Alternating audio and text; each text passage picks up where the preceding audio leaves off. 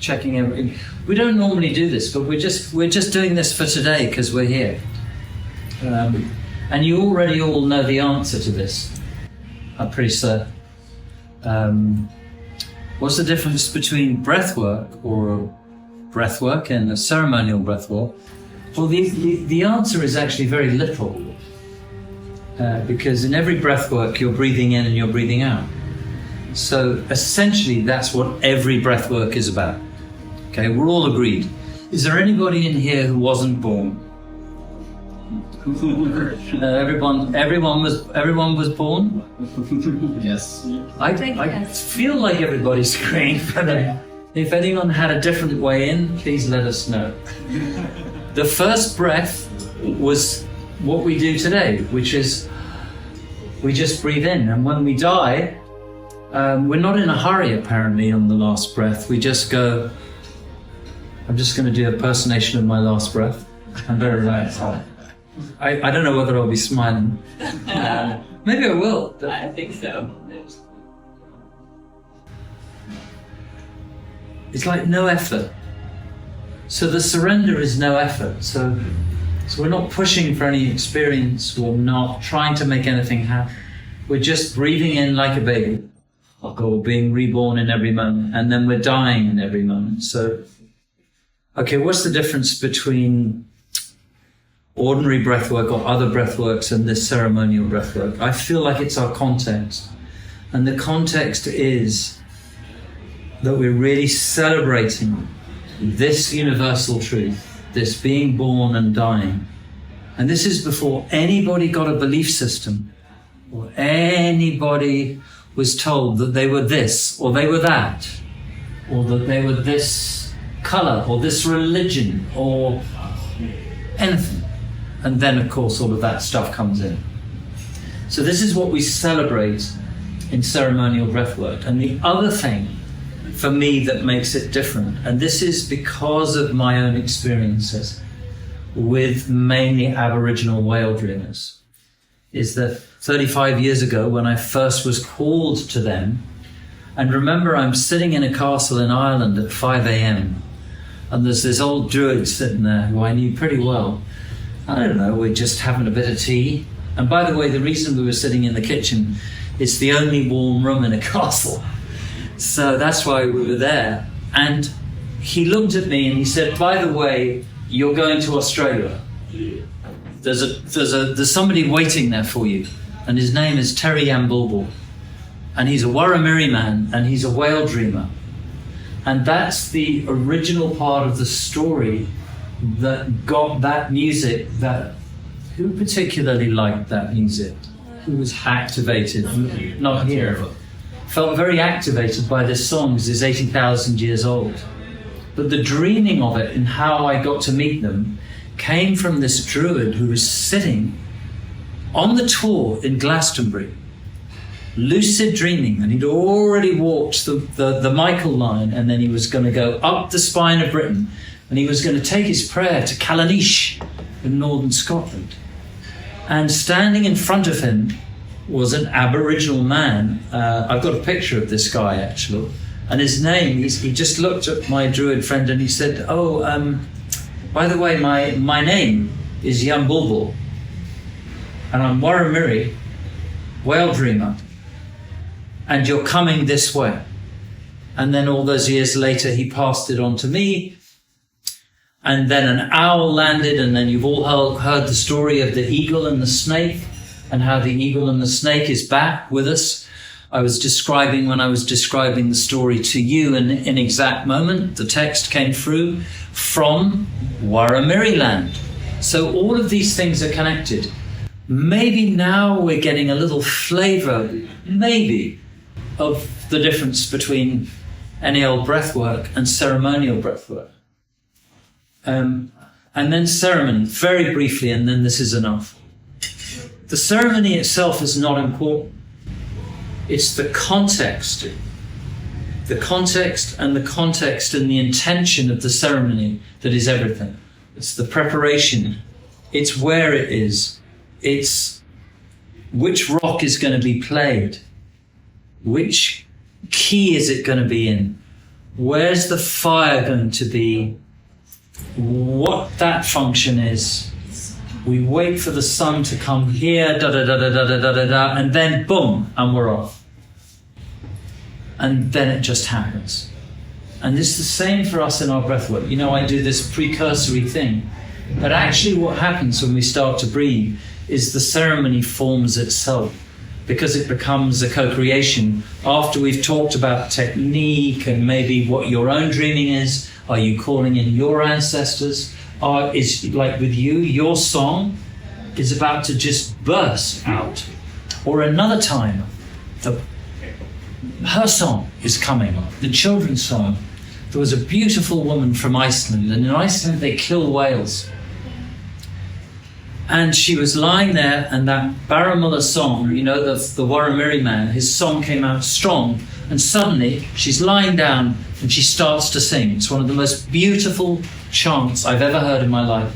And I said to her afterwards, did your grandmother teach you that song?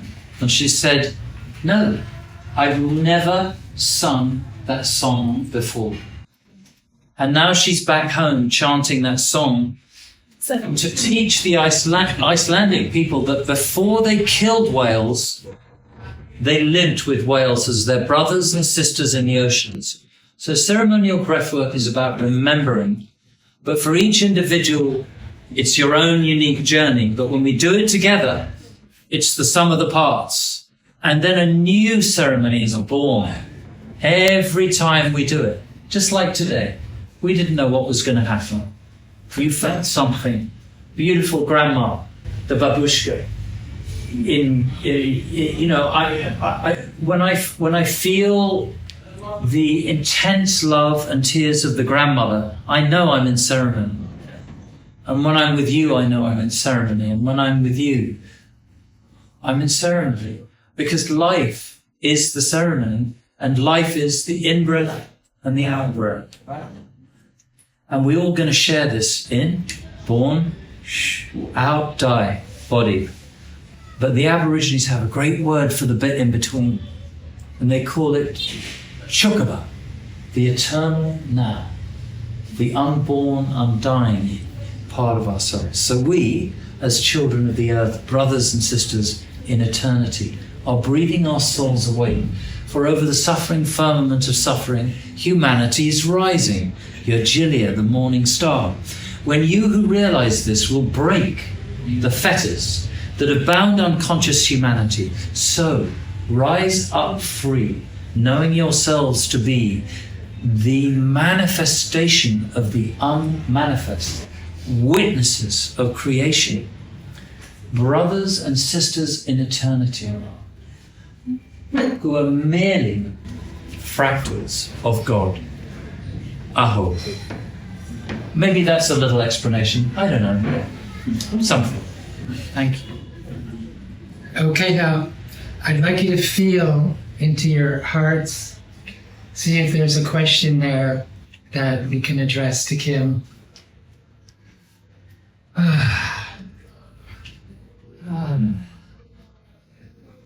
Thank you for that.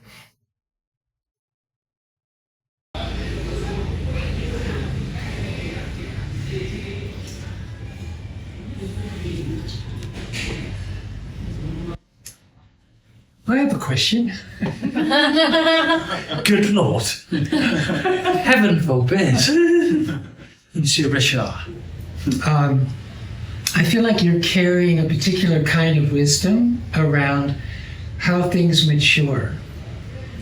And I'd like to hear your comments about the time it takes for a person running ceremonial breathwork sessions to really settle into the discipline of that. This is a very good question. The answer, the short answer is 5 minutes. 5 minutes. To drop in here just with the chanting like we did today when we were all so that gets us there. And then it's the rest of your life. Layer upon layer upon layer of unlearning, unlearning, unlearning, unlearning, until there's nothing left. And then in the dissolution, everything becomes clear and the ceremony arises. But the beginning bit can happen quickly, which is why I feel people really enjoy ceremonial breath, because they feel a part of it immediately. It is not something that you have to spend 9 months learning how to do, because everybody knows how to breathe in and then die. And so that's the entry point. And from then on, it's all a question of how much time are you going to dedicate to it, feel it, and then everyone has their flavor of it. But essentially, what I was told by the old man, I call him the old man, when he painted the whale tail on my chest and he told me that I was going to take whale business out to the world, I looked at him and I said, well, what is whale business? And he said, whale business is whale business. And I said, when? He said, you'll know when. When the hearts are ready to receive it, you will sing this song. And the whole world will sing it with you, and they'll bring their own song to it until the whole of the world will be singing the same song, which is just a fractal of God really experiencing itself. And there was just something so beautiful about the simplicity of it. And then I asked him, will you teach me the really complex dances and this and that? And he just looked at me, he laughed and he said, whale business, that's it. And he reduced it to its simplest form. And then I got it. It's not about the complexity. And I'm never going to be a Waramiri man. I'm just a Hugh man, carrier of light, like we all are. And his gift to us, through me and many, many others, is that it's this simple to become the carrier of light that you already are. And it starts so that you get in, sit by the fire, and then we can start together. And then for everybody, it's going to be a different amount of time, and there are going to be blocks in the way and all these things. But one last thing I didn't really say today, remember when you sit by the fire, in their terms, the fire and the heart are the same word, the same thing. So when you next sit by a fire, you're looking at your heart. When you're lighting the fire, you're lighting your heart.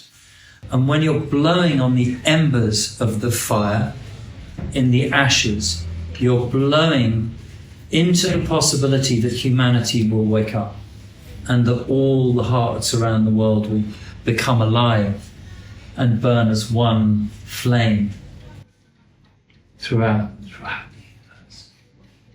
universe. Inside you. That's it, Bill. So forever, and 5 minutes, and then it's forever. Okay.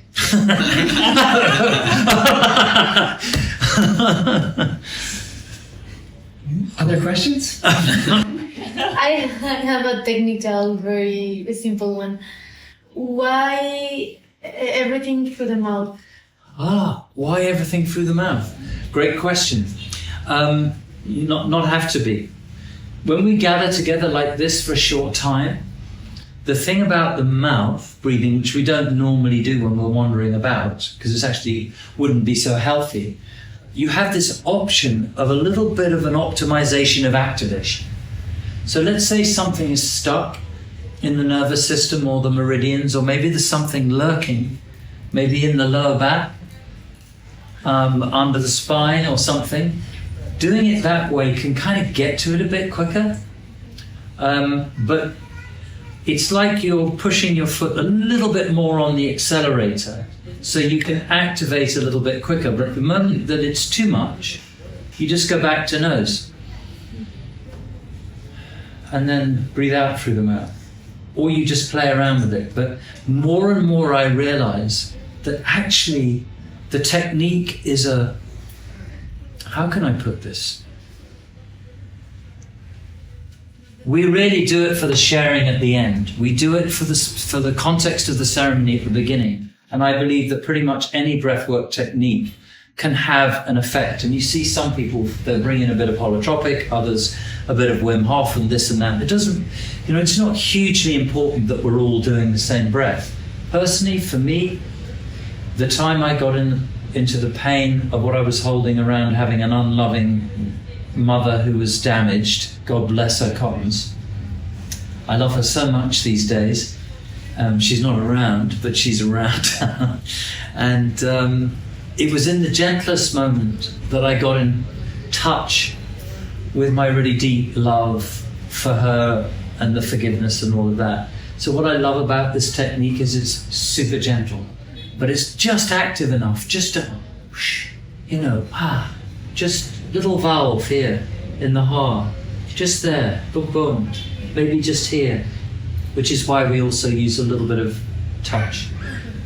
And then if sometimes, sorry I keep coming back to you, Bernard, but Bernard's doing amazing work, and then we get in sometimes, don't we? We root around a bit, and that's another, but that's when we're getting deep into the layers, so there's a lot to this, and then there's nothing to it. And we're all in it together, sitting in the circle. You remember what I said about the circle? There's no one above, below, behind, or in front.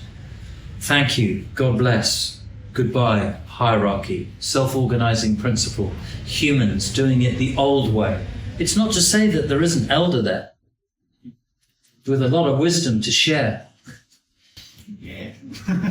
It's just, I've never ever been to, and I've sat in a lot of Lakota teepees with a lot of pipe carriers. And I remember one time, there he was standing, it's called Standing Bear. He was sitting down, Standing Bear was sitting with his pipe. And I was just sitting behind him. And he just kept saying, can't start, ceremony can't start. And I was kind of looking around for what was going on, and he went, oi, because I was a little bit behind him. He said, we can't do it till everyone's able to see one another. So we realized that there's no head of the circle. Now I'm going to tell you the story of the pipe. And then we sent the Chinupa around. And you know that Chinupa is man, woman. We smoke it together. We walk together, hand in hand. We came together to heal this land. We walk together, we hold our hands. We came together to heal this land. And we came together in a circle to mend the sacred hoop of life. And everyone in the circle has an equal part to play. And I don't normally say these things in the aftermath of the circle. But today this happened, it's beautiful, and thank you. But it's all about all of us together. Thank you, Richard. And everyone just being here. Well, in closing, I just would like to thank you, and I would like to ask, who else has had a whale tail painted on their chest? Anyone? You tell these stories, it's so delightful. And then he painted a whale tail on my chest and proceeded to, and I'm like, well, hold on. By the way, I will have to show you that I have got one of the craziest pictures where it wasn't just a whale tail, it was the whole body. Wow. And you wear a kind of yellow nappy. And well, it's got a special name, excuse me, I can't remember the name. And we had to do this in a restaurant on Bondi Beach. And there was a very small bathroom. And these are like serious Aboriginal guys. You know, there were 12 of them and then about 12 of us. And there was yellow ochre, red ochre, white ochre, and we were full head to toe. So we went in with clothes on, and then gradually 24 people came out like fully painted up, whale tail, everything like this. And then we proceeded to go on a Bondi. Here's a lot of people there, including all those, what do they call them? Lifeguards. And they turn around, I don't know whether this is legal, this kind of shit. Seems to be a bit of a whale ceremony going on the beach today. And it was a good day on the beach. You know. It's just something so wonderful about just going, fuck it, we're going to go and do ceremony on Bondi. You know? My point is that we can do this sounds like that old ad from the 70s. Anytime, anywhere, the martini ad I was thinking. You can do ceremony anywhere, anytime, any place. And the fact of the matter is the whole thing is a ceremony. Your life's a ceremony. And your life's an offering. Every breath is an offering, if you choose it to. I have the most amazing group of Humes working with me at the moment. Acknowledgement, Jules, Bernard, Tamara, Greg. I mean, really phenomenal, amazing beings. So yeah, I mean, we're all working together, but this little group, we're having a really wonderful time together, and it's so special. Very giggly too. Quite giggly. I'm not even.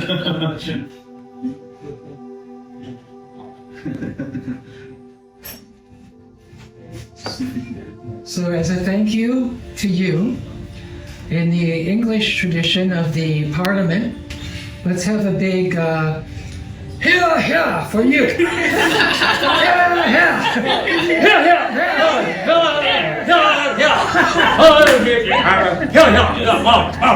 Yeah,